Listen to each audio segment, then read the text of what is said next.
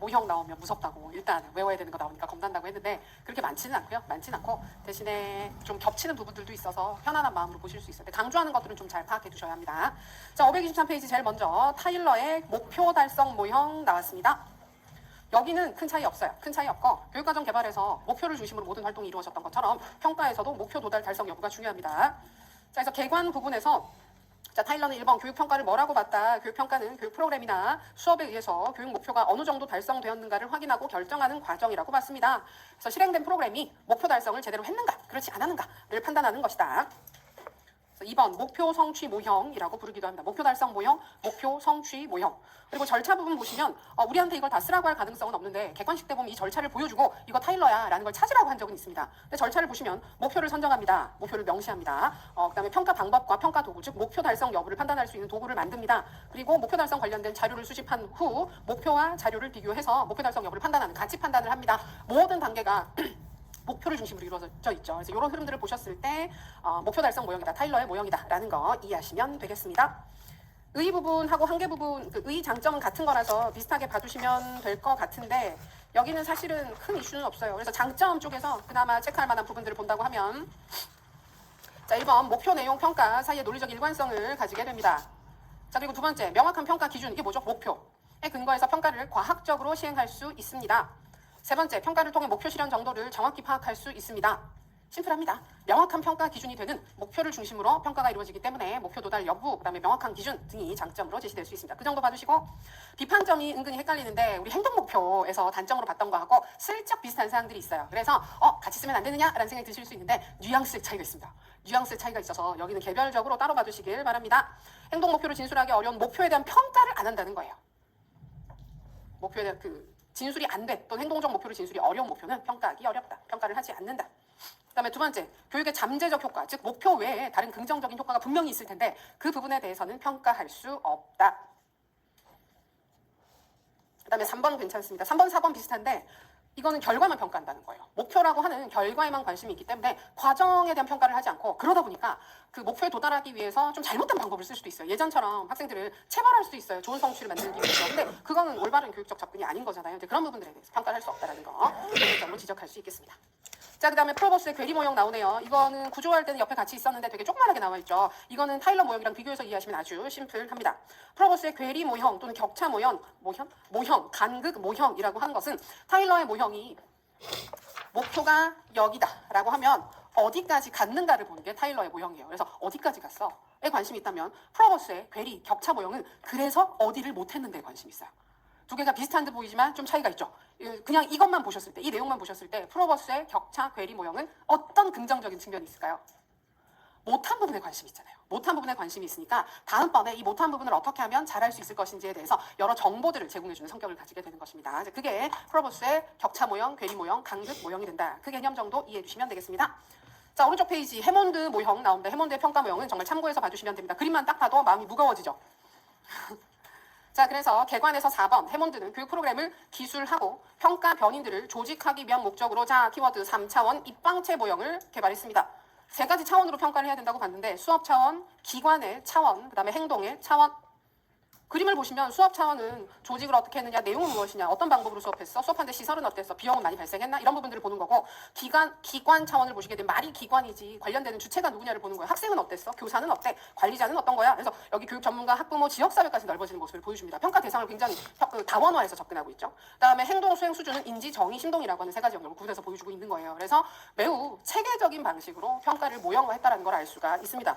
그러나 생각만 해도 끔찍하지 않습니까? 지금 3 곱하기 5 곱하기 6이잖아요. 그래서 굉장히 많은 그 평가의 영역들이 구성이 되겠구나라는 걸 볼 수가 있겠습니다. 그래서 그 정도 봐주시면 될 것 같고 그냥 이런 그림이 나오거나 아니면 3차원이라는 말이 나오면 해몬드네 정도 판단하실 수 있으면 되고 또는 해몬드에 어쩌고저쩌고 나와 있으면 세 가지 차원으로 복잡하게 만든 그거였어. 그래서 우리가 혹시 무엇인가를 기억을 한다고 한다면 여기에서 수업과 기관과 행동이라고 하는 세 가지 차원을 기억해 주시면 된다.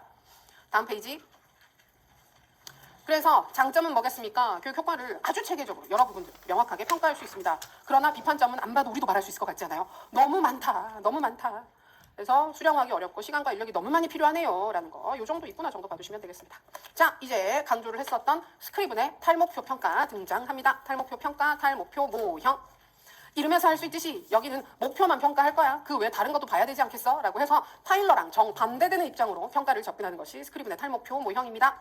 자, 객관에서 1번 탈목표 평가. 그래서 의도했던 효과, 이게 목표죠. 뿐만 아니라 부수적 효과까지 포함시킨 실제적 효과를 평가하는 것을 탈목표 평가라고 봅니다. 키워드, 의도한 효과뿐만 아니라 부수적 효과까지 확인한다. 그걸 통해서 실제적 효과를 평가한다. 자, 1번에 나와 있는 말은 그대로 암기.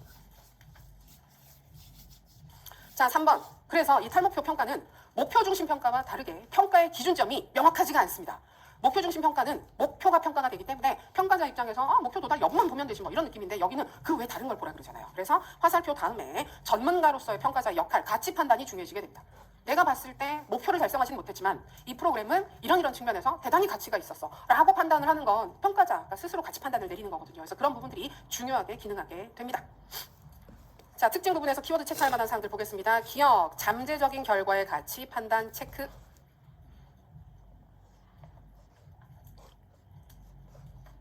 그다음에 니은. 두 번째, 어떤 기준에 근거해서 판단을 내리느냐 결정하는 것이 타당성 확보의 근거가 된다. 자, 디귿. 아까도 얘기했던 것처럼 교육의 결과를 총체적으로 판단하는 전문가 평가를 중시한다. 이해해 두시면 되겠습니다. 자, 5번 매우 중요합니다. 스크리븐의 평가 논리. 기억, 내재적 증거, 외재적 증거를 구별하자. 체크. 자, 이거는 간단하게 봐주세요. 여기는 내재적, 외재적 증거에 대한 설명이 책마다 다릅니다. 책마다 다르기 때문에 아주 깔끔하게 딱 떨어지진 않아요. 내가 이해하는 단 하나의 개념으로 여기를 파악하려고 하면 쉽지 않습니다. 그래서 여기는 사실 그거보다는 명칭을 정확하게 기억하시는 게 더 중요해요. 자, 탈목표 평가가 나오기 이전에 평가들은 외재적 증거를 상대적으로 관심을 덜 뒀다고 생각하시면 돼요. 그 외재적 증거에 대해서는 내재적 증거만 관심을 가지고 있었던 겁니다. 그래서 기억을 보시면 내재적 증거를 경시하자는 논리가 아니고 내재적 증거도 관심을 가지되 평가에 대한 관심의 범위가 좀 더 넓어졌으면 좋겠어. 자, 그래서 내재적 증거와 외재적 증거를 모두 기준으로 해서 평가를 했으면 좋겠어 라고 하는 게 탈목표 평가의 주요 논리 하나가 되겠습니다. 그래서 A, B에 있는 설명은 좀 애매한, 이게 책마다 다른 설명들이기 때문에 그 프로그램 자체 내재적 논리를 보는 경우도 있고 평가 자체 내재적 논리를 보는 경우도 있고 프로그램의 결과적 측면을 보는 외재적 논리도 있고 그다음에 평가의 외재적 효과에 대해서 보는 외재적 그 논리도 있어요. 그래서 그 두 가지가 다 존재를 하고 있기 때문에 그냥 여기서는 내재적 증거와 외재적 증거 모두를 고려한 평가를 해야 합니다. 자, 그 다음에 니은. 이건 우리 알죠? 형성평가, 총합평가. 형성평가라는 말은 스크리븐이 처음으로 합니다. 그래서 그 이전에, 스크리븐 이전에는 총합평가밖에 없었어요. 포머티브 이밸류에이션이라는 개념 자체가 아예 없었어요. 그래서 결과만 마지막에 끝나고 나서 보는 게 아니라 중간중간 평가를 하는 것도 의미가 있지 않을까라고 해서 형성평가, 총괄평가 모두 다 중요하다. 자, 디귿도 중요합니다. 목표의 질 자체에 대한 평가도 필요하다. 자, 타일러는 목표를 평가하지 않습니다. 근데 목표 중시한다며. 목표 도달 여부를 평가하는 거지 그 목표가 달성할 만한 가치가 있는 목표인가에 대해서 이야기를 하지 않습니다. 근데 스크리븐 입장에서는 아무리 목표를 달성했어도 그 목표가 되게 가치 없는 거면 그 프로그램이 무슨 의미가 있다는 얘기냐라고 해서 목표 자체에 대해서도 판단을 하자. 자, 그 다음에 리을, 비교평가, 비비교평가 나옵니다. 자, 기존의 평가들은 비비교평가를 하는 겁니다. 근데 탈목표 평가는 그거 더하기 비교평가도 같이 하자. 비비교평가는 내가 그 만든 프로그램이 하나 있으면 요 프로그램만 평가하는 게 비비교예요. 말 그대로 비교하지 않는다는 거예요. 비교하지 않고 얘만 절대적인 가치를 보겠다는 거예요. 이게 2차 방정식 문제를 풀 수 있게 해주는 프로그램이면 달성했으면 이건 그 자체로 가치가 있다고 보는 게 비비교 평가입니다. 근데 똑같이 달성을 할 수 있는 프로그램들이 여러 개가 있을 수 있잖아요. 그러면 얘네들끼리의 상대적 가치를 비교를 해서 더 좋은 걸 쓸 수 있어요. 내가 이게 되게 A라는 그 교육 프로그램만 써봤는데 이거 너무 좋아 라고 생각을 했는데 다른 걸 써보면 시간이 훨씬 덜 걸릴 수도 있어요. 그럼 얘가 더 좋은 거잖아요. 모르잖아요. 이 하나만 봐서는 알 수가 없잖아요. 그래서 같은 목적을 가진 다른 프로그램들과 비교하는 평가도 의미가 있다. 그래서 비교 평가도 같이 썼으면 좋겠다. 비비교 평가와 비교 평가 모두 다 고려. 자, 그리고 앞에 나왔었던 탈목표 평가, 목표 성취 평가 얘기해서 목표 달성 여부를 판단하는 목표 성취 평가도 중요한데 그 외 부수적 효과를 확인하는 탈목표 평가도 같이 했으면 좋겠어 라는 논리가 다 성립이 되는 겁니다. 자, 스크리븐은 뭔가를 물어본다면 5번에 있었던 방금 강조했었던 사항들을 물어볼 가능성이 대단히 높다. 여기 꼼꼼하게 확인. 자, 6번 평가 절차 나옵니다. 이 부분은 객관식 기출 때 비슷하게 출제된 적이 있습니다. 그래서 절차 이해하셔야 되는데 어려운 절차가 아닌데 은근히 질문이 많이 나오는 단계입니다. 자, 탈목표 평가를 하는 절차 이해하겠습니다. 그리고 사례 나왔을 때 절차가 보이면 아, 스크리븐이네 라고 찾으시면 됩니다. 자, 먼저 교육 프로그램이 있으면 그걸 실행을 하고요. 평가자가 관찰을 합니다. 근데 중요한 게 목표의식 없이 누가? 관찰자가, 즉 평가자가. 무슨 말이냐면 이 프로그램의 원래 목표가 뭔지 모르는 상태에서 이 프로그램의 시행을 관찰하라는 거예요. 목표를 알고 관찰을 하면 목표 관련된 부분만 봐요. 근데 그걸 모르고 보게 되면 다른 모든 부분을 볼 수 있게 되겠죠? 그래서 관찰을 해서 정보를 모아요. 그러고 나면 그 결과를 분석하는 게 1차적 효과를 분석하는 것입니다. 어떻게 하느냐? 의도했던 성과를 분석 정리해서 목표를 준 거로 그 가치를 판단한다는 거예요. 여기서 말하는 목표는 미리 세워져 있는 그 목표를 뜻하는 것입니다. 처음에 자료를 수집할 때는 목표를 모르는 상태에서 정보를 수집을 했다가 1차적 가치 효과를 판단을 할 때는 원래 이 프로그램이 달성하고자 했던 목표가 있으면 그걸 달성했는지 아닌지를 수집한 정보를 가지고 판단을 하라는 거예요. 그러고 나면 두 번째 2차적 효과를 분석합니다. 그래서 진술되어 있지 않았거나 목표에 없고 의도하지 않았던 부수적인 효과는 뭐가 있었지? 왜냐면 정보를 다 수집했으니까 거기서 판단할 수가 있잖아요. 그걸 다시 한 번 더 판단을 해요. 목표 중심적인 평가와 탈목표적인 평가를 순차적으로 진행을 하고 있는 거예요. 그리고 나면 표적 집단의 요구를 분석합니다. 표적 집단은 보통 우리가 왜 포커스 그룹이라고 하는 게 표적 집단인데 이해 당사자라고 생각하시면 돼요. 그럼 학교에서 어떤 교육 프로그램을 실시했으면 이해 당사자는 학생들, 그다음에 교사들, 아주 넓게 보면 학부모들 정도까지 생각을 할 수 있을 거예요. 그럼 그 사람들이 원래 바랬던 게 뭘까? 이 활동을 하는 것에 대해서 바라는 건 도대체 무엇이었을까? 그래서 참가자들의 이해관계, 당사자들의 프로그램에 대한 요구나 기대를 폭넓게 조사해서 항목별로 열거를 하라는 거예요. 그러니까 이 사람들이 원래 원했던 게 무엇인지를 교사는 이런 걸 원했고 학생들이 이 프로그램을 통해서 동기가 올라가기를 바랬고 어떤 개념을 배우기를 바랬고 학생들은 이 과정을 통해서 내 시험 성적이 오르기를 바랬고 뭐 재미가 있기를 바랬고 학부모들은 성적이 오르기를 바랬고 뭐 이런 식으로 해서 그 항목들을 쭉 정리를 한 다음에 마지막 사실상의 효과를 분석하는 건 1차적 효과 분석의 결과와 2차적 효과 분석의 결과 그리고 표적 집단의 요구를 모두 비교를 해서 이 프로그램의 총체적인 가치를 판단하는 것이 마지막 단계가 됩니다. 뭘 하는지 알겠죠? 그래서 절차도 좀 특이하긴 해요. 그리고 중요한 게 첫 번째 관찰을 할 때 평가자가 뭘 몰라야 된다? 원래 목표를 몰라야 된다. 이게 좀 특이한 파트예요. 그리고 나면 목표 중심적인 평가, 탈목표적인 평가, 표적 집단의 요구를 판단하고 이 모든 것들을 종합해서 최종적인 가치를 판단한다. 절차 이해해 주시겠습니다. 재밌잖아요? 재밌자고 한 얘기예요. 진짜 재밌어서 했다기보다는 재밌기를 바라는 마음에서 의 부분 체크하겠습니다. 다 같은 얘기들을 반복하고 있는데요. 사전에 설정한 목표 외에 다른 유용한 기준도 판단을 해야 된다. 그래서 1번, 2번은 같은 얘기예요. 1번, 2번. 묶어서 같이 봐주시고요. 두 번째, 3번에 나와 있는 목표 자체에 대한 가치 판단을 하는 게 중요하다. 요거 특이합니다. 그래서 1번, 2번 묶어서 하나, 3번 하나. 자, 스테이크의 종합실상 모형 또는 안면 모형 반응적 평가라고 하는 것 개념 간단하게 체크. 여기도 탈목표 평가 비슷하게 다양한 측면들을 평가를 합니다. 자, 스테이크 같은 경우에는 다른 부분들보다 1번 평가를 통한 교육과정의 개선을 주장하면서 평가 대상 교육과정에 대한 기술 디스크라이브 하는 거 있는 그대로 설명하는 것과 판단 적지하는 걸 구분해서 보고 있는 거예요. 그러니까 그 평가는 뭡니까? 가치 판단이잖아요. 가치 판단. 가치 판단인데 가치 판단만 하려고 하지 말고 가치 판단을 위한 원 자료에 해당하게 되는 기술적인 측면들, 실제로 어떤 일이 나타나고 있는지를 자세히 객관적으로 기술을 한 다음에 그 부분에 대해서 판단하는 부분을 각각 구분해서 정리를 하자. 그래서 기술과 판단 두 가지로 구분되어서 접근을 하자라고 하는 게 종합실상 모형의 포인트. 그래서 4번 모든 평가는 기술 행위와 판단 행위 두 가지로 구분을 하게 된다는 것입니다. 예, 그래서 오른쪽에도 보면 그림 보시게 되면 왼쪽에 기술, 의도와 관찰에 따라 의도된 사항들이 뭔지를 기술을 하고 실제로 보이는 모습을 관찰해서 있는 그대로 기술을 하는 거예요. 그리고 오른쪽에 판단 부분 보시면 판단을 할 때는 기준점이 무엇인지를 확인하는 게 표준이 되는 거고 그것에 근거해서 가치 판단을 하게 되는 게 오른쪽 판단이 되는 것입니다. 그래서 평가하는 데 있어서 있는 그대로 사실을 수집하기 위해서는 무엇이 필요한지 그걸 판단하기 위해서는 어떤 기준과 어떤 행위가 필요한지를 명확하게 구분해서 보여주는 게 스테이크의 종합실상 모형 또는 안면 모형이라고 볼 수 있다. 그 정도로 봐주시면 되겠고 그걸 좀 더 확대한 게 오른쪽 끄트머리 보시면 반응적 평가라고 하는 개념이 나옵니다. 그래서 개념만 한번 읽어보시면 돼요. 프로그램의 의도보다는 실제 활동에 더 관심을 가지고 정보에 대한 청중, 수요자들의 요구에 더 반응해서 그 반응, 청중의 요구에 따라 평가가 조금씩 달라지게 되는 것을 반응적 평가라고 불렀다 정도 이해해 두시면 되겠습니다. 넘어갑니다. 우리는 아이즈너 이전에 봤던 거라 제가 장표에 넣지도 않았네요. 왜냐하면 별게 없거든요. 아이즈너의 예술적 비평 모형, 질적 평가 모형은 똑같습니다. 참평가, 교육적 감시관, 교육 비평 그거 그대로 다시 보는 겁니다. 자, 개관 부분에 기존의 사항들은 다 알고 계실 거고 그거 개관에서 1번 과학적, 기술적 방법의 교육평가가 가진 부작용을 제거하기 위해서 감정을 하는 거, 비평을 하는 거. 우리가 비평이라고 하는 거는 예술작품, 뭐 미술작품, 음악작품, 문학작품 같은 거 평가할 때 비평한다, 비평가들 나오잖아요. 그런 관점으로 예술적인 관점으로 평가를 하라고 강조를 하게 됩니다. 그래서 결국은 2번 기존의 평가에 대해서 비판하는 건 과학적이고 합리적인 접근을 다 비판하면서 교육이라는 행위 자체가 인간의 예술적인 행위인데 예술적인 부분들을 질적으로 평가해야 된다는 걸 중시합니다. 그 맥락에서 3번 참평가 개념 다시 나오죠. 실제적 과제를 매개로 한 평가를 중시한다. 이전에도 키워드 몇 개 강조했을 텐데 여기 니은 결과와 과정 모두 그다음에 미음 답이 하나 이상 비읍 배운 걸 그대로 쓰는 게 아니라 새로운 상황에 적용하는 평가 정도 되겠습니다. 자, 그리고 특징 부분에서 여기 보면 1번에 보시면 질적 접근과 비평적 평가 강조한다고 하는데 그 오른쪽 페이지 니은을 보십시오. 비평적 평가는 현상을 기술한다, 해석한다, 평가한다라는 세 가지 절차로 구성될 수 있다고 얘기를 해요. 이 부분은 혹시 몰라서 체크를 합니다. 제대로 비평을 하기 위해서는 있는 그대로의 현상을 보여주는 기술 활동이 필요하다. 이거 앞에서 스테이크의 평가 모형에서도 기술하고 판단한다 두 가지로 구분해서 봤었죠. 비슷해요. 여기는 기술하고 판단하는 것 사이에 해석이 들어가는 거예요. 있는 그대로를 설명하는 보여주는 기술이 있고 그것이 무슨 의미인지에 대해서 해석을 하게 되고 그래서 그것이 좋다, 좋지 않다에 대한 마지막 가치 판단, 평가까지 한다. 그래서 기술과 해석과 평가라고 하는 세 가지 절차로 구성되어 있다. 기억해 두겠습니다. 그리고 나머지 교육적 감시관과 비평은 같은 개념이기 때문에 넘어갑니다. 자, 그러나 비판, 요거는 체크, 질적인 평가이기 때문에 근원적으로 가지고 있는 한계점들이 있습니다.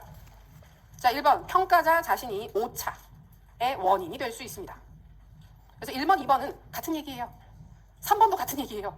그래서 이게 평가에 주관이 너무 많이 개입된다. 근데 주관이 개입되기 때문에 질적 평가로서 가치가 있는 게 맞는데 그 주관성을 우리가 믿을 수 없을 때가 있잖아요. 그래서 그런 편파성이라든지 이런 문제를 해결하기 위해서 뭘 해야 될까? 스스로 전문성을 확보하기 위해서 더 많은 노력을 해야 할 것입니다.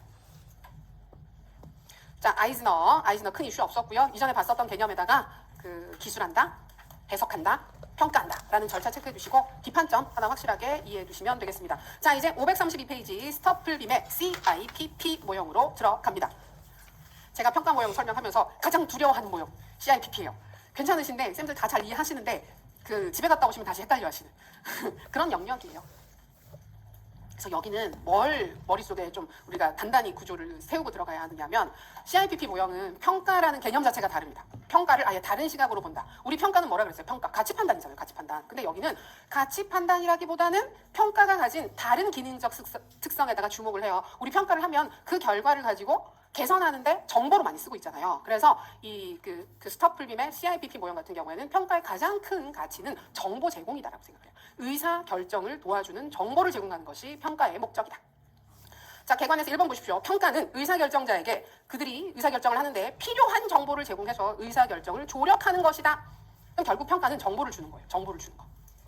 가치 판단은 자기가 하지 않습니다. 평가자가 하지 않습니다. 그것이 이전에 아이즈너 등의 모형과 스크리븐의 모형이나 아이즈너 모형은 평가자가 가치 판단하는 게 되게 중요하단 말이에요. 근데 그것과 되게 달라요. 가치 판단은 의사결정자가 하는 거고 평가자는 정보를 정확하게 많이 주는 게 제 역할이야 라고 생각하고 있습니다. 자, 그러면서 전체 절차를 4가지 단계 맥락평가 C, 투입평가 I, 과정평가 C, 산출평가 C 그래서 CIPP라고 하는 절차로 보여주고 있습니다. 이것이 무슨 의미인지를 잘 마음을 열고 들으셔야 돼요. 자, CIPP 모형은 왼쪽에 보면 의사결정 유형이라고 하는 게 있어요. 우리 교재 보시겠어요. 왼쪽에 의사결정 유형이 있고 여기는 평가 유형이라고 하는 게 있죠. 그러면 의사결정 유형에 해당하는 활동들은 이 단계의 활동들은 의사결정자가 합니다. 평가자가 하는 게 아닙니다. 평가자는 뭘 한다? 평가 유형에 해당하는 활동. 이 부분을 평가자가 수행하게 됩니다. 그럼 각각의 단계별로 뭘 하는지 확인을 해 보겠습니다. 자, 먼저 이거는 그 기존의 다른 평가들이 그 프로그램을 하나 시행하고 나서 결과에 대해서 주로 평가를 해요. 결과. 뭐 시행하는 과정에 대해서도 평가를 하기도 해요. 스크리븐 같은 경우에는 시행 과정부터 평가를 했고 타일러는 결과만 평가를 하는 거거든요. 그런 식으로 과정이나 결과들에 대해서 평가를 하는데 여기는 그렇게 들어가지 않습니다. 시작부터 합니다. 그래서 프로그램을 초반에 만드는 단계에서부터 평가가 들어가요. 왜? 평가는 정보 제공이기 때문에 도중에 정보를 수집해서 주거나 끝나고 나서 정보를 수집해서 주는 것보다는 처음에 만들 때부터 좋은 정보를 주면 그때부터 좋은 프로그램을 만들 수 있잖아요. 그러니까 처음부터 시작을 합니다. 그래서 계획 단계에서는 의사결정자들, 즉 새 교육 프로그램을 만드는 사람들이 처음에 프로그램을 만들기 시작하는 계획을 하는 거예요. 그러면 보통은 뭘 하느냐 하면 뭘 가르치지, 무엇을 목표로 하지 등과 같은 목표 설정 활동부터 처음에 계획을 할 때 하게 되는 거예요. 이 프로그램의 목표는 무엇일까? 무엇을 목표로 우리가 프로그램을 만들어야 할까? 와 같은 고민을 하고 있어요. 의사결정자들이. 그러면 평가자가 그걸 도와주는 평가를 하는 거예요. 그럼 이거 가르치자, 이걸 목표로 하자라는 결정을 내릴 수 있게끔 해주는 평가가 맥락평가가 됩니다. 어떤 맥락과 상황이 있는지를 정리를 해서 의사결정자들한테 보여준다는 거예요. 그래서 설명을 보면 계획 단계 의사결정에 도움이 되는 정보를 제공하는 평가다. 그래서 보통은 목표 수립, 구체적인 목표 수립의 배경과 상황이나 환경적 여건을 쭉 파악해서 자, 우리 집 학생들이 뭔가를 배워야 할 것 같은데 현 상황은 이렇고요. 학생들이 원하는 건 이런 거고요. 이런 것들을 할 수 있고요. 기존엔 이런 것들을 했고요. 이런 정보들을 다 수집해서 의사결정자한테 주는 거예요. 그게 맥락평가입니다. 이해되시죠? 자, 그럼 그 정보를 받아서 의사결정자는 의사결정을 하겠죠. 그래서 계획을 했어요. 목표를 수립하고 이런 부분들을 해야지라고 계획을 했습니다. 그러고 나면 두 번째 단계로 의사결정자들이 결정해야 되는 것은 스트럭처링이라고 해서 구조를 짜야 되는 거예요. 프로그램을 만드는 단계를 하게 되는 겁니다. 그럼 그 단계를 도와줄 때 무엇을 집어넣어서 가르쳐야 하는 것인지에 대해서 투입평가를 시행한다고 설명을 해요. 투입평가. 그래서 어떤 활동을 하느냐, 구조화 단계 의사결정을 도와주는 평가를 합니다. 현재 어떤 산물이 투입되고 있고 앞으로 어떤 산물이 투입되어야 하는가, 즉 목표 달성, 여기 체크해주세요. 목표 달성을 위해서 어떤 자료를 어떻게 활용할 것인가를 결정하는 데 필요한 정보를 주는 것입니다. 맥락평가가 목표 결정에 도움이 되는 정보를 주는 것이었다고 한다면 투입평가는 그 목표 달성을 위해서 어떤 내용들을 어떤 방식으로 가르치는 것이 좋을까 등등에 대한 정보를 수집해서 쭉 알려주는 걸 하는 거예요. 그럼 그 정보를 받아서 의사결정자들은 구조를 짰겠죠. 즉 프로그램을 개발하는 것입니다. 개발을 했습니다. 개발을 하고 나면 실행을 하겠죠. 만든 프로그램을 실행하게 되는 겁니다. 그럼 실행하는 단계는 과정에 있는 거잖아요. 지금 과정 중에 있기 때문에 그 과정에 대한 평가를 시행해서 또 정보를 제대로 실행하기 위해서 의사결정자들이 실행을 제대로 하도록 만들기 위해서 평가자는 정보를 수집해서 주는 활동을 하게 되는 겁니다. 자, 설명을 보시면 실행 단계 의사결정에 도움을 주는 평가를 시행합니다. 구조화 단계에서 수립한 전략이 실행되는 과정에서 고려해야 될 사항들, 발생 가능한 사건 등을 파악해서 어떤 것들이 있는지 이렇게 해결하세요라는 방안을 알려주진 않아요. 근데 이렇게도 할 수 있고 저렇게도 할 수 있고 이런 방안들도 있고 다른 사례에서는 이렇게 했고 이런 정보들을 막 수집해서 주는 거예요. 그래서 실제로 사용되는 수업의 절차, 전략, 방법 등을 실행하는 의사결정에 도움을 준다라고 해서 실행되고 있는 단계에서 제대로 실행하기 위해서 어떤 활동들이 필요하고 그다음에 그것이 실행되는 과정에서 예상치 못한 어떤 문제들이 발생할 수 있고 근데 그 예상을 하긴 해야 되겠죠. 예상 가능한 문제들이 뭐가 있고 어떤 현상들이 발생하고 있는지에 대해서 정보를 막 수집한 다음에 의사결정자들한테 주는 거예요. 그럼 그 사람들은 그 정보를 가지고 중간중간에 결정을 하면서 수업을 실행하고 있다고 생각하시면 돼요. 그러고 나면 마지막 끝났어요. 결과물이 나왔어요. 결과물이 나오니까 이 결과물은 산출물이잖아요. 산출물이기 때문에 이 프로덕트에 대한 평가를 시행해서 의사결정. 결과가 나오고 나면 이 의사결정자들은 뭘 하냐면 이거 잘했어. 이 프로그램 좋은 프로그램이었어. 좋지 못한 프로그램이었어. 수정할 부분들이 좀 있는 것 같아. 등과 같은 가치 판단을 해야 되는 거잖아요. 거기에 도움이 될 수 있는 정보들을 주는 것입니다. 그래서 평가자는 결과 단계에서의 활용을 위한 평가를 시행한다. 전체 과정을 통해서 산출된 결과의 가치를 판단하는 자, 결과의 가치 판단, 도움이 되는 정보를 수집해서 전달하는 것입니다. 이때 보통 어떤 의사결정을 하느냐 하면 이 프로그램을 계속 진행할 것인지, 변경할 것인지, 또는 수정할 것인지, 그만두고 새로운 것들을 개발할 것인지와 같은 의사결정을 의사결정자들이 해야 되는 거예요. 그걸 돕기 위한 정보들. 그럼 어떤 정보들이 있을까요? 학생들의 성취도 같은 거. 이 프로그램을 실행을 했더니 그 결과 학생들의 성취도, 목표 기준으로 해서 성취도는 이 정도로 나왔고요. 선생님들이 수업할 때 수업 만족도는 이러저러 했고요. 학생들의 수업 만족도는 이러저러 했고요. 이런 것 같은 이런 많은 결과적인 정보들을 수집을 해서 의사결정자들한테 주는 거예요. 그럼 그 사람들이 그걸 보고 뭐 괜찮았네. 다음에 똑같이 쓰지 뭐 라고 생각을 하거나 아, 요 부분만 좀 수정하면 괜찮을 것 같다. 아이고 이건 몹쓸 프로그램이네. 다음번에 새로 만들어야겠어. 라는 생각을 판단을 내리게 되는 거예요. 재밌죠? 그래서 이거는 그 개념만 깨면 어렵잖아요. 처음에 그래서 평가자가 뭘 하는 건데 라는 생각 자체가 자꾸만 들 수 있는 게 우리가 원래 생각했던 평가자의 역할은 가치 판단을 내리는 거예요. 잘했어 못했어 이런 걸 해주는데 여기는 그걸 하나도 하지 않아요. 그거는 의사결정자가 알아서 판단 단계별로 할 것이고 그 평가자는 그 의사결정을 도와줄 수 있는 정보를 수집해서 제공한다. 이렇게 구분을 해서 이해하실 수 있겠습니다. 이렇게 보니까 선명하죠.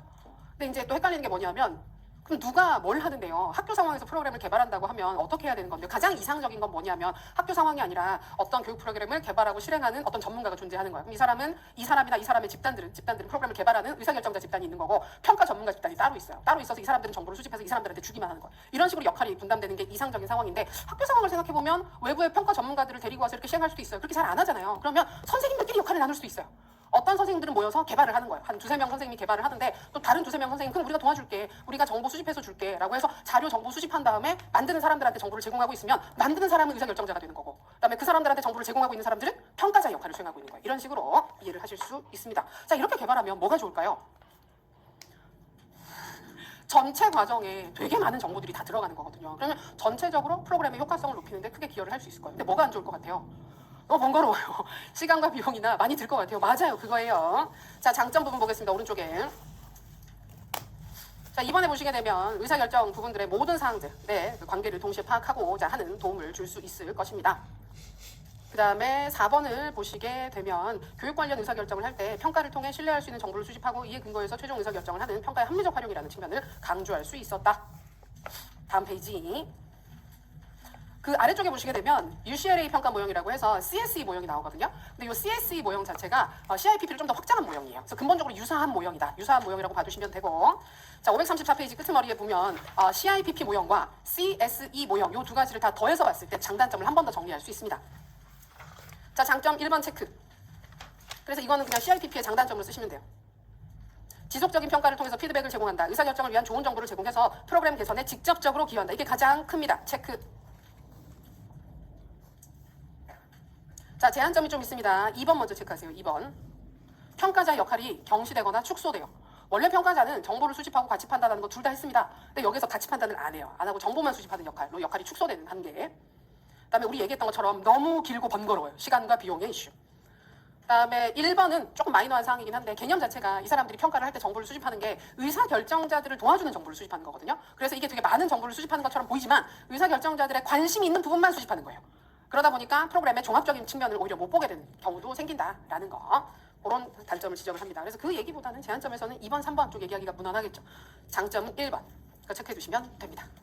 자, CIPP는 전체 절차가 그 자체로 중요합니다. 그리고 단계가 선명하게 보이는 단계가 첫 번째 맥락평가랑 마지막 산출평가 요 두 가지가 사실 가장 선명해요. 가장 선명해서 저도 논술 문제 가끔 세부사항들 사례 분석하고 활용하는 문제들 CIPP를 한 번씩 내는데 그러면 그 맥락평가나 산출평가 중심으로 물어보게 돼요. 근데 다른 단계를 물어볼 수도 있기는 하겠죠. 근데 일단은 선명하게는 첫 번째, 네 번째 단계가 잘 보이는 부분들이기 때문에 각각의 단계들에서 어떤 활동을 하게 되는지 전부 다 외우시지만 일단 첫 번째, 네 번째 단계를 좀 더 신경 써서 봐주시면 아주 좋을 것 같습니다. 자, 535페이지부터는 마이너한 이론들입니다. 우리가 봐야 하는 평가 모형들의 중요한 사항들은 이미 다 봤고 죄송합니다. 지금부터 보는 사항들은 개념 중심으로 편안하게 몇 개 없어요. 보시면 돼요. 첫 번째, 울프, 재판 평가 모형, 법정 판결 모형. 자, 이거는 이해하시면 됩니다. 1번, 법정에서 이루어지는 재판 과정을 비유로 생각을 해요. 비유처럼 만들어서 하나의 평가 진행으로 모형화해서 평가의 전체 과정을 설명하는 모형이라고 볼 수가 있습니다. 그래서 보시면 2번, 평가자는 판사예요. 판사. 그리고 피고나 원고가 되는 것이 그 프로그램 자체, 수요자들이 되는 겁니다. 그래서 우리가 판사가 재판을 할 때 어떤 한 사건이 있으면, 어떤 한 케이스가 있으면 이 케이스의 좋은 점, 뭐 어쩔 수밖에 없었던 여러 사정이 있었던 거, 뭐 잘못된 부분들, 왜 그랬는지 이유나 원인 같은 걸 하나하나 조목조목 다 밝히잖아요. 그거예요. 그래서 프로그램의 가치를 판단하기 위해서는 가치를 판단하는 평가자는 판사와 같은 입장에서 공정하게 좋은 부분과 그렇지 않은 부분들을 이유나 근거를 확실하게 들어서 다 밝혀야 된다라고 생각하는 것이 재판 평가 모형이라고 보시면 되겠습니다. 그래서 4번에 보시면 그러니까 개관에서 4번 교육 관련 프로그램이나 정책 제도, 교육과정 등의 적합성을 평가하는 데 유용하다. 예를 들어서 그런 거예요. 우리가 이제 이 재판 평가 모형으로 평가를 한다 그러면 고교 학점제라고 하는 제도를 우리 한번 판결을 해보자. 그럼 얘가 이런 측면에서 이런 걸 잘했고 이런 측면에서 뭘 못했고 그다음에 학생 입장에서는 뭐가 문제고 교사 입장에서는 뭐가 좋고 뭐가 문제고 이런 부분들 조목조목 다 밝히잖아요. 그러니까 이런 식으로 해서 뭔가 의견이 대립되고 있는 어떤 교육적 주제가 있으면 그런 부분들을 같이 판단하는데 이 모형을 쓸 수 있다 정도 이해하시면 되겠습니다. 자, 장점, 비판점은 편안하게 읽어보시고 개념 중심으로 보시기를 바랍니다. 자, 그 다음에 구바와 링컨의 자연주의적 평가라는 모형이 있습니다. 이거 개념 봐주시면 되는데 자, 1번에 보시면 평가는 평가 대상을 기술한다. 있는 그대로 기술하고 그것의 가치와 장점을 판단한다. 가치 판단적인 접근이 들어가죠. 그래서 사실은 전문가 판단 모형이랑 되게 비슷한데 여기에다가 뭔가 다르다. 우리는 있는 그대로의 자연주의적인 평가를 택한다라는 주장을 구바와 링컨이 해요. 그러면서 재밌는 게 뭐냐면 3번. 평가 이론의 변천 과정이라고 해서 1세대, 2세대, 3세대, 4세대라고 해서 무슨 아이돌 세대 구분하듯이 세대를 구분한 다음에 우린 4세대다. 요새 그죠? 4세대인데 4세대 모형인 것 마냥 자신들의 모형을 특별하게 설명을 하고 있습니다. 그랬을 때 흐름만 이런 흐름이구나 이해해 두시면 되는데요. 1세대는 타일러로 대표되는 목표 성취예요. 납득이 돼요. 그리고 2세대는 우리가 크게 신경 써서 보지 않고 넘어갔는데 기술 중심 모형이라고 해서 현상을 그대로 묘사하는 거. 크롬바 같은 학자가 여기에 들어간다고 해요. 그다음 3세대는 가치 판단인 거예요. 우리 스크리븐도 나왔고 스테이크도 나왔고 아이즈너 등등 여기에 있는 사람들이 전부 다 가치 판단. 근데 우리는 가치 판단을 하기는 하는데 어떻게 하느냐 하면 관련 인사들, 수요자들의 요구나 이런 부분들에 있는 그대로를 가지고 와서 아주 자연주의적이고 현상학적인 관점으로 평가를 한다. 그래서 4세대 자연주의 모형 보시면 평가의 과정에 관련된 개인이나 집단들이 서로 다른 이해관계에 따라서 타협을 하며 더 나은 평가 행위를 구성해 나간다라고 해서 실체가 불분명하긴 하지만 그 평가라는 활동 자체에 이해 당사자들이 더 깊게 직접적으로 관여를 한다라고 설명을 하고 있으면 4세대 모형이구나라고 봐주시면 되겠습니다. 굳이 문제로 낸다 그러면 이쪽은 객관식 스타일 문제 좀 가깝기는 합니다. 그래서 이런 세대 구분이 있구나 정도 이해를 해두시고 마지막 소비자 중심 평가 또는 소비자 지향 평가 개념 이해해 두시길 바랍니다. 자, 개관 부분 소비자 중심 평가는 미국의 60년대 중후반부터 그 연방정부의 기금이 학교에 들어가기 시작을 했대요. 그래서 그 전에는 그 지역, 지방정부들의 기금만으로 각 지역의 학교 교육이 운영이 됐는데 이게 사실 그렇게 운영될 수 없는 큰 사업이잖아요. 교육이라는 사업 자체가. 그래서 국가의 그 연방에서 돈이 들어가기 시작하니까 엄청나게 막대한 돈이 들어가기 시작하니까 효과성을 밝히고 싶은 거예요. 돈이 많이 들어가게 되니까. 그래서 그 맥락에서 프로그램들이 학생이나 교사에게 얼마나 필요한지를 설명을 하고 시장성, 유용성, 생산성 대비 효과 등을 분석하는 과정에서 제안되었다라고 합니다. 그래서 그 교육 프로그램이 가진 여러 가지 가치, 특성 이런 부분들을 하나하나 요목조목 따져서 다 보여주려고 하는 거. 수요자들에게 잘 설명해주고자 하는 접근이 소비자 중심 평가가 됩니다. 그래서 뭐랑 비슷하다고 얘기를 하느냐 하면 카탈로그 있죠. 상품 카탈로그식이랑 비슷하다고 하는데 우리가 상품 카탈로그를 요새 잘 안 보지 않아요? 쌤들 잘 모르죠. 예전에 막 홈쇼핑 같은 거 책자 같은 거 나오면 너무 옛날 일 한 20년, 30년 전 얘기긴 한데 그 뭐 냉장고 제품만 비교를 해놓은 게 있으면 스펙들을 딱 정리해서 보여주는 게 가격은 얼마고 용량은 얼마고 전력 사용량은 얼마고 그럼 그걸 보고 하나하나 비교해서 나는 이게 제일 좋을 것 같아 라고 고른단 말이야. 이런 식으로 우리는 그 대학교 원서 쓸 때 우리가 여러 대학의 원서를 쓰게 되면 브로셔를 여러 개 받죠. 대학에서 제공해 주는 거. 근데 거기 보면 쌤들은 인터넷으로 보시죠. 입학 요강이나 안내서를 인터넷 PDF로 보셨죠. 저희는 원서를 사러 가면 원서에 그 안에 브로셔가 있어요. 그러면 그 브로셔를 보면 막 우리 학교 좋아요 라고 하는 걸 광고를 해준단 말이에요. 몇 명이 다니고 있고 단대 규모가 어떻고 그럼 그걸 보면서 교육과정 프로그램이 어떻고 다 설명을 해주면 그걸 보고 비교를 해서 이 대학의 이 학과가 나한테 잘 맞는 것 같아 이런 식으로 판단을 하는 거거든요. 그런 브로셔를 만드는 거예요. 교육 프로그램과 관련해서 모든 사항들을 다 정리를 해줘서 수요자들이 정보를 잘 입수할 수 있게끔 해주는 거. 자, 대표 모형으로 스크리븐의 평가 모형. 이거 뭐랑 똑같다? 탈모표랑 똑같은 거예요. 탈모표랑 똑같아요. 그래서 기억해 보시면 평가를 사물의 가치나 장점을 체계적으로 판단하는 일이다. 가치 판단. 그래서 교육 프로그램을 평가하는 데 있어서 목적 달성 여부만을 판단하는 것이 아니고 그 목적 달성이 소비자의 복지 향상, 즉 도움이 진짜로 되느냐, 되지 않느냐, 어떤 의미가 있고 가치가 있느냐를 종합적으로 판단해서 보여주고자 하는 것이 이런 접근이 되겠습니다. 그래서 니은에 나와 있듯이 두 번째 줄을 마치 소비자 보고서의 형식과 유사하게 가치를 판단해야 된다. 이 사람들이 원하는 걸 어느 정도 수준으로 우리가 충족시켜 줄 수 있는지를 하나하나 다 설명해서 보여주자고 하는 것이 스크리븐의 접근이 되겠습니다. 예, 그 정도예요. 아래쪽에 보시면 우리 나왔던 거 다시 강조를 하고 있고. 그 다음에 다음 페이지 넘겨보시면 2번 CMAS 체크리스트 모리셋과 스티븐스라고 하는데 여기 나오는 스티븐스가 아래쪽 끄트머리에 있는 스티븐스의 소비자 지향 평가할 때 나오는 바로 그 스티븐스라고 볼 수 있습니다. 그래서 비슷한 아이디어를 가지고 있었어요. 스티븐스 역시. 그래서 그 상대적 장점들을 비슷한 프로그램들을 쭉 정리를 해서 보여주게 되면 그 중에서 가장 좋은 걸 선택할 수 있게 된다. 그러니까 수요자들한테 더 많은 정보를 주고자 하는 거. 그럼 우리가 사실 이거를 어디에서 가장 좀 우리 학교 교육과 연관지어서 보느냐 하면 고교학점제 할 때 학생들이 그 같은 교과군 내에서도 나한테 더 맞는 교과나 활동들을 선택할 수 있죠. 그럼 우리가 똑같아요. 대학교 때 그 수강 신청할 때 보면 그 군 안에서 선택할 수 있는 교과들이 과목들이 있으면 비교하잖아요. 비교할 때 실라버스 보고 비교하잖아요. 그러면 얘는 뭐가 목적인데 수업 시수는 이렇고 평가는 이렇게 하고 학점은 이렇게 주고 그럼 그걸 보고 비교하는 건데 그런 평가 보고서를 만들어서 제공을 하라라고 하는 것이 소비자 지향 평가다. 이해하시면 되겠습니다. 자, 그럼 장점, 제한점 키워드 체크하겠습니다. 장점 첫 번째. 정보나 시간이 부족한 교육자 또는 수요자들에게 교육 프로그램을 포함한 관련 상품에 대한 평가 결과를 구체적이고 다양하고 신속하게 제공해 줄 수 있습니다. 프로그램과 관련된 많은 정보들을 줄 수 있습니다. 근데 이게 시간이 엄청 걸려요. 제한점 부분을 보게 되면 결국은 시간이나 비용이 증가하게 되는 문제가 발생하기도 하고요. 근데 그건 그렇게 중요하진 않고 두 번째, 세 번째 요거는 같은 얘기입니다. 두 번째, 세 번째 기준이 너무 엄격한 거예요. 그러다 보니까 요 기준을 충족시키기 위해서는 창의적이거나 새로운 프로그램의 개발이 제한될 수 있습니다. 그리고 너무 소비자 중심적인 접근을 하니까 여기 개발자들의 의욕이 저하된다고요 라고 얘기를 하는데 그거보다는 좀 창의성이 저하될 수 있다라는 정도 봐두시면 괜찮을 것 같아요. 재밌죠? 자, 그래서 우리 평가 모형들 쭉 살펴봤는데요. 아직 아무것도 나온 적은 없습니다. 이 안에서 아무것도 나온 적은 없는데 최근에 평가 풍토를 보게 되면 아무래도 타일러보다는 스크리븐의 탈모표 쪽이 이러저러하게 연계해서 얘기를 하기가 대단히 좋고요. 그래서 스크리븐 좀 신경 써서 봐주시고 아이즈너는 워낙 인기죠. 그래서 여기저기서 다 물어볼 수 있으니까 과정에서도 평가에서도 꼼꼼하게 보시길 바랍니다. 자, 이제 539페이지 평가 유형 조금 보도록 할게요. 여기가 시험이 많이 출제되는 부분들입니다. 그래서 우리 하나하나 신경 써서 봐야 하는데 우리 평가 준 거나 기준에 따라서 네 가지로 구분되는 거 기억나시죠? 여기 하나 빠져있는 건 임의적 그 접근 임의적 평가가 빠져있긴 하지만 요렇게 두 가지로 나눠서 규준 참조랑 준거 참조 이 그림도 뒤에 있습니다. 이건 542페이지에 있는 그림입니다. 한 번에 네 가지를 모두 다 보고 있으니까 보여드리고 있으니까 근데 거기서 보여드리는 건데 요 두 개는 객관적인 기준이 있는 거라고 했어요. 객관적 기준. 근데 능력 참조와 성장 참조는 주관적인 기준입니다. 개인마다 그러니까 주관적이라고 하기는 좀 그렇다. 개인적인 기준에 가까워. 개인적인 기준.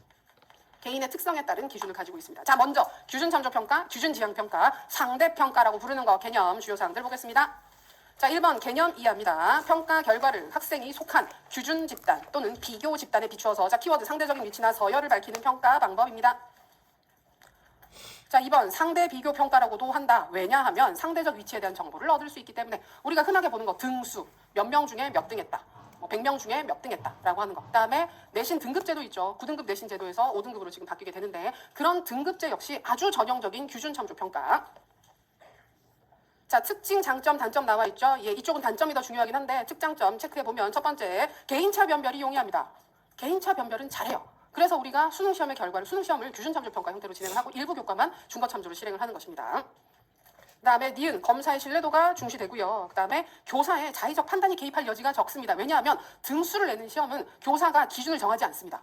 기준을 임의적으로 정할 수가 없어요. 누구를 내가 1등을 만들어야지, 누구를 내가 꼴찌를 만들어야지, 누구는 절대 상위권으로 올려야지, 이거를 절대로 개입을 할 수가 없어요. 등수는 그냥 나오는 것이기 때문에. 근데 준거참조평가는 교사의 자의적 판단이 개입될 가능성이 좀 있어요. 왜? 기준을 어디로 정하느냐에 따라서 어렵게 기준을 세워버리게 되면 학생들 전체가 못하는 결과가 나오게 되는 거고, 아주 낮은 기준을 세우게 되면 모두가 목표 달성을 해버리게 되는 거라서 자의적 판단이 오히려 더 많이 개입이 되는 겁니다. 근데 상대평가는 그게 불가능해요. 교사의 자의적 판단 개입이 어렵다. 그 다음에 외제적 동기 유발이 잘 됩니다. 그죠? 우리 등수 낸다 그러면 괜히 밥만 먹어도 어렸을 때 형제 많으면 자 누가 빨리 먹나 한번 볼까? 그럼 막 허겁지겁 먹잖아요. 1등 하고 싶어가지고. 그래서 이게 상대적인 경쟁을 강조하기 때문에 경쟁, 외제적 동기 유발이 용이한 장점이 있습니다. 내재적 동기는 아닙니다. 그냥 동기 유발이라고 하면 틀립니다. 이거 외제적 동기입니다. 자, 그러나 단점 대단히 많습니다. 여기는 상대적 위치만 판단하게 해주고 기준점이 없기 때문에 자, 기억, 그 참다운 의미의 학력을 평가하거나 학습 목표 도달 여부를 판단할 수 없습니다. 자, 두 번째. 그냥 경쟁심을 유발하는 건 나쁜 게 아닙니다. 그러나 과다한 경쟁심을 유발하기 때문에 인성교육에 부정적입니다. 협동적인 태도를 만들기가 어렵습니다. 쌤들은 고등학교 때 그렇게 친구들끼리 그렇게 경쟁적인 분위기 없었어요?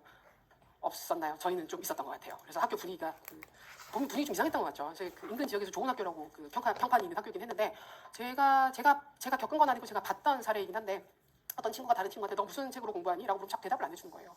무슨 책으로 보니? 얘기를 안 해주고 계속 숨기고 있고 사물함에다가 이제 책을 넣어두고 다니니까 그래서 물어봤는데 대답을 못 들었던 친구는 그 사물함을 땄어요. 친구의 사물함을 따고 그래 도대체 무슨 책을 보는지 내가 한번 보자라고 해서 따는 경우들이 생깁니다. 그래서 과도한 경쟁심 때문에 이게 인성적인 측면에 서로에게 도움이 되지 않는가. 그리고 우리가 알고 있는 많은 학교 괴담들 있잖아요. 학교 괴담에 보면 맨날 2등하는 친구가 1등 아무리 내가 열심히 해도 저놈의 1등이 사라지지 않네. 그럼 어떻게 밀어가지고 이렇게 죽일 수도 있죠. 그러면 이제 혼자 자습하고 있으면 콩콩콩 드르륵 여기도 없네. 그러고 하게 되는 모든 일들이 과도한 경쟁심을 유발하게 되는 기준참조평가 때문입니다. 그래서 인성교육 쪽 키워드 제시하실 수 있습니다. 그리고 학습의 성패의 원인을 선생님이 잘 못 가르쳐서 잘 가르쳐서 이렇게 보지 않고 학생 개인이 열심히 하지 않아서 개인에게 원인을 돌리는 경향도 있게 됩니다. 그리고 다음 페이지 넘어갑니다. 그다음에 미음, 암기 위주의 교육을 조장할 위험이 있고 서열주의식 사고가 팽배해지게 된다. 이 정도 봐두시면 될 것 같아요. 근데 긍정적인 측면보다 부정적인 측면이 더 많죠. 확실히 그렇긴 해요. 그래서 사실은 기준점수평가 상황에서는 일부 학생들만 성공을 하게 되는 구조를 보이고 있기 때문에 우리가 이걸 계속 변화시키고자 하는데 입시가 좀 중요하게 걸려있는 고등학교 내신 같은 경우에는 이걸 완전히 없애는 게 아직도 어렵죠. 근데 되게 없애고 싶어요.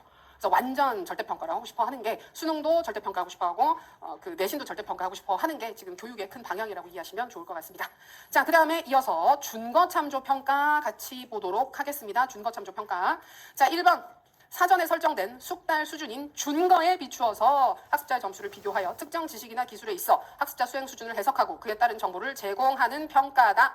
그대로 기억해 두시고요. 니은에 보시면 준거를 성취 기준이라고 쓸 수도 있다. 2번, 보통은 수업 목표 도달 정도나 여부를 판단합니다. 그래서 목표 도달 여부를 판단한다 그러면 준거 참조 평가네 라고 찾으실 수 있습니다. 목표 지향 평가라고도 드물게 부른다. 그러나 우리는 준거 참조 평가가 좋습니다. 자, 여기 그 전에 기출표시 보면 2015학년도 추가시험에도 한번 나왔고 몇 년 되지 않아서 이게 지금 18학년도로 돼 있는데 이런 속도면 실제로 한 2년 정도만 시험이 나왔다고 볼 수 있어요. 18학년도 시험 나오고 그 뒤에도 2번 정도 시험에 답으로 활용돼서 나온 적이 있습니다. 그래서 정말 자주 나왔어요. 자주 나오는 파트예요. 자, 특징 및 장점 부분 보겠습니다. 자, 기억, 학습 실패의 원인을 학생이 아닌 교수자와 교수 환경에서 찾아서 개선하려고 노력을 하게 되는 장점이 있습니다. 그러니까 학생이 열심히 하지 않아서 부족해서 못한 게 아니고 충분히 가르치지 않아서 배울 때까지 가르치지 않아서 라는 가정을 하게 되기 때문에 그 학생이 성장할 수 있다라는 믿음을 가지고 있어요. 자, 니은 중요합니다. 타당도를 중시하기 때문에 자, 목표 달성 여부나 정도를 정확하게 확인할 수 있다. 이걸 가장 많이 강조합니다.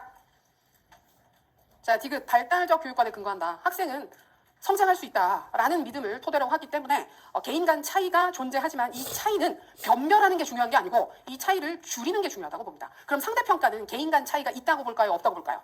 있다고 보겠죠. 근데 그 개인 간 차이를 변별하는 데 관심이 있어요. 기준참조는 변별에 관심이 있다면 준거참조평가는 그 개인 차를 줄이는 데 관심이 있어요. 극복하려고 해요. 자, 리을, 정신건강에 도움이 될 수 있습니다. 자, 미음 중요합니다. 무엇을 알고 무엇을 모르는가에 대한 직접적인 정보를 제공해 줍니다. 그래서 학습의 효과도 개선해주게 되고 교육 프로그램 자체도 개선하는 데 큰 도움이 되게 됩니다. 그 정도. 그러나 단점이 있습니다. 첫 번째, 개인차를 절대 변별할 수 없습니다. 그래서 같은 맥락에서 디귿, 선발에 쓰기가 어려워요. 개인차 변별이 안 되니까 한정된 수의 인원을 선발해야 되는 선발 상황에서는 이걸 전혀 쓸 수가 없습니다. 그리고 리을, 경쟁을 통한 그 외적 동기 유발은 잘 안 돼요. 자, 니은, 마지막에 보는데 니은 중요합니다. 아까 말씀드렸던 것처럼 준거 설정 과정에 주관이 개입되기도 하는데 사실 그 주관 개입 이전에 준거 설정 자체가 너무 어려워요. 준거를 무엇에 따라서 설정해야 되는지가 너무 까다롭고 어렵기 때문에 이 준거를 설정하는 방법에 대한 문제가 우리 시험에 출제된 적이 있습니다. 그래서 준거 설정 쪽은 뒤에 마지막 파트에서 한 번 더 보시게 된다. 그래서 단점 쪽은 그러니까 기억이랑 디귿 묶어서 하나, 그 다음에 니은 중요하다, 리을은 참고로, 이 정도 맥락에서 기억해 두시기 바랍니다. 자, 준거 참조 평가는 여러 번 출제가 됐지만 아직 안 물어본 건 단점. 단점은 아직 안 물어봤어요. 그래서 혹시 몰라서 꼼꼼하게 봐두시면 좋겠습니다. 오른쪽 페이지 두 가지 비교해 놓은 표 있죠. 개인 공부하실 때 찬찬히 읽어보시면 좋겠고, 다른 것들은 앞으로도 보고 여러 번 확인하시게 될 내용이니까 큰 이슈가 없고, 세 번째 항목에서 결과의 활용 부분 있죠. 규준지향 평가는 주로 선발 배치하는 데 많이 써요. 선발 배치. 수능 시험 생각해보세요. 선발 배치에 최적화된 시험이 규준 참조 평가예요. 준거 지향 평가는 자격을 부여하는 시험에 많이 써요. 우리가 잘 알고 있는 운전면허 시험 있죠. 운전면허 시험은 전형적인 준거 지향 평가입니다. 그래서 1차 시험 커트라인이 몇 점, 2차 시험 실기 커트라인 몇 점, 주행 몇 점 이런 식으로 기준이 있고 그 기준을 통과해야만 모두 합격시키는 거죠. 반대로 생각해보세요. 우리 운전면허 시험을 상대평가로 본다고 생각해보세요. 오늘 온 사람 중에서 4%만 합격을 시키겠다라고 하게 되면 선생님들 이게 굉장히 위험한 시험이 되는 거예요. 왜냐하면 그날 간 사람들이 하나같이 작정을 하고 우리 하나도 하지 말고 가자. 왜냐하면 상대평가니까 아무리 공부를 못해도 1등부터 꼴찌는 존재를 해요. 그래서 공부 하나도 안 하고 갔는데 거기에서 예를 들어 100명이 시험 보러 왔는데 5등까지를 선발하는데 5등이 한두 문제 맞힌 사람이 합격을 할 수가 있다는 거 전부 다 틀리고 굉장히 무섭죠. 그래서 그 인간의 사람의 생명을 다루거나 굉장히 중요한 역할을 해야 되는 자격을 부여를 한다. 그럼 그런 시험은 절대 상대평가로 보지 않습니다. 준거 참조 평가로 특정 기준을 반드시 통과해야만 그 기준에 합당한 자격을 부여하겠다 이런 식으로 설명이 되는 거예요. 그래서 운전면허 시험이 쉽다고 생각하실 수도 있는데 그 기준을 넘었기 때문에 할 수 있다.